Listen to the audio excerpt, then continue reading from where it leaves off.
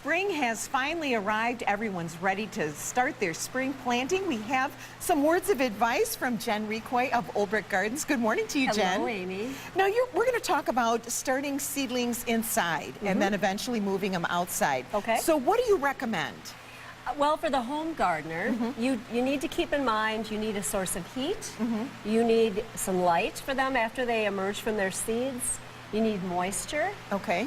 which is humidity or moisture from the bottom. So let's start with the heat. And you've got a heat mat here that you purchased, and you can just plug it in. It's about 10 degrees, you said, warmer? It's about 10 degrees warmer than the room temperature. Okay, but some other options in case you don't have a heat mat. Well, I have heard of people starting their seedlings on top of their refrigerator. So you just need a warm area.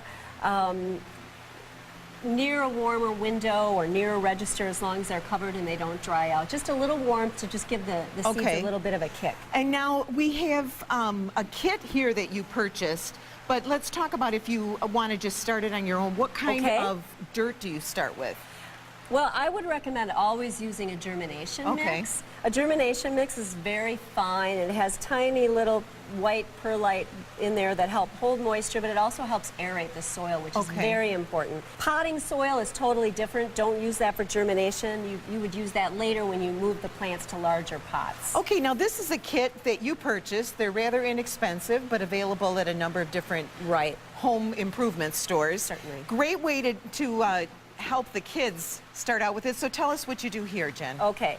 So first of all, I have my heat mat that I would plug in, and this is actually what I'm going to use at home. Okay. And then this little kit, very inexpensive. It has a tray that you put your water in, not a lot of water, just a little, and then you put your little plug holder in there. And this particular one came with it. Came with it, and it's pre-moistened like sponges almost. Perfect. And what I use is I just use a piece of paper or some stiff cardstock.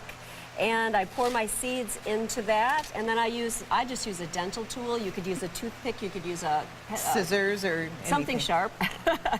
And then you just put your little seeds inside your whatever media you're going to use. So one seed per hole? Nope, I would use more than one because you do not get 100% germination. So I almost always use 2 seeds. And then when do you know to take them out of here and put them into the next phase? Once the seeds have germinated, first of all, it'll send up, the first 2 leaves are called cotyledons. They're not a true leaf. That's the food source for the seed.